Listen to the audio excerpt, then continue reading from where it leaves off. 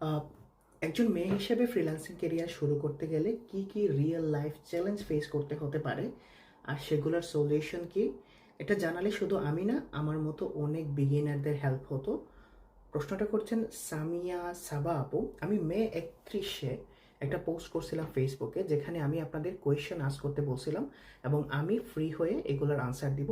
চেষ্টা করব weekly 2-3টা কোয়েশ্চেনের answer দিতে। আমি কমেন্ট সেকশনে ওই পোস্টের লিঙ্ক দিয়ে দিব, যাতে করে আপনারা এখনও কোয়েশ্চেন করতে পারেন। যে কোয়েশ্চেনগুলো আসলে আনসার করা উচিত আমি এগুলো করব। দেখেন, আপনি অনেক ইম্পর্ট্যান্ট একটা কোয়েশ্চেন করছেন। শুধুমাত্র মেয়ে হিসেবে না, প্রতিটা ছেলেরও এই জিনিসটা জানা দরকার যে মূলত ফ্রিল্যান্সিংয়ের সবচেয়ে বড় বাধা বা সবচেয়ে বড় চ্যালেঞ্জ কী কী আসে। দেখেন, আমি পয়েন্ট নিয়ে কথা বলছি। প্রথমত, ফ্রিল্যান্সিংয়ের সবচেয়ে বড় বাধা হয় আপনার ফ্যামিলি, পরিবারের আশেপাশের আত্মীয় স্বজন। সেকেন্ড হলো আপনার কমিউনিকেশন স্কিল। থার্ড হলো আপনার কনফিডেন্ট। এবং ফোর্থ হলো আপনার ল্যাক অফ স্কিল। ভাই, ল্যাক অফ স্কিলটাকে কেন ফোরে রাখছেন? ভাই, আগে তো এগুলাকে সার্ভাইভ করে আসেন। দেখেন, প্রথমত একজন মেয়ে হিসেবে আপনাকে এটা বিলিভ করাতে হবে আপনার ফ্যামিলিকে। সবার ফ্যামিলি সমান না, তবে ম্যাক্সিমাম বাংলাদেশি ফ্যামিলিগুলো মনে করে যে না, ফ্রিল্যান্সিং করতে হলে রাত জাগতে হবে, একজন মেয়ের পক্ষে পসিবল না, সারাদিন কম্পিউটারে বসতে হবে, ফ্রিল্যান্সিংয়ে কোনো টাস্ক নাই, ফ্রিল্যান্সিংয়ে কোনো অপরচুনিটি নাই। এখন আপনি আপনার ফ্যামিলিকে কনভিন্স করার জন্য সবচেয়ে বড় যে জিনিসটা লাগবে সেটা হলো আপনার ইনকাম।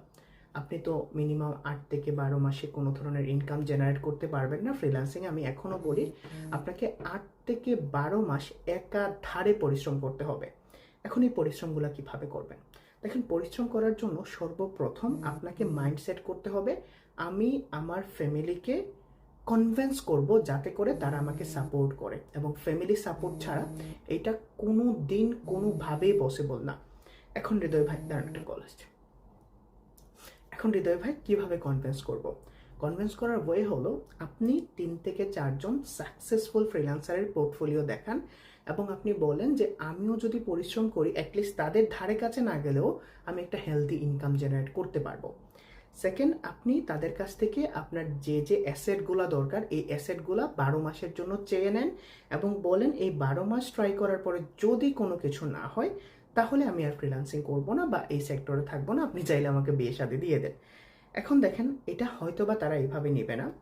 আপনি এইভাবে বলেন যে আমাকে পড়ানোর জন্য 15 বছর সময় দিয়েছেন এবং আমি এখন 15 বছর পরে 15-20 হাজার টাকার চাকরির জন্য বাইরে গিয়ে কাজ করতে হবে, ইন্টারভিউ দিতে হবে। আমি যদি 1 বছর পুরোপুরি চেষ্টা করি, হয়তোবা আমি এখান থেকে ভালো কিছু করতে হবে, আপনার চোখের সামনেই থাকলাম এবং আপনাকে ফ্যামিলিগতভাবে বা পারিবারিক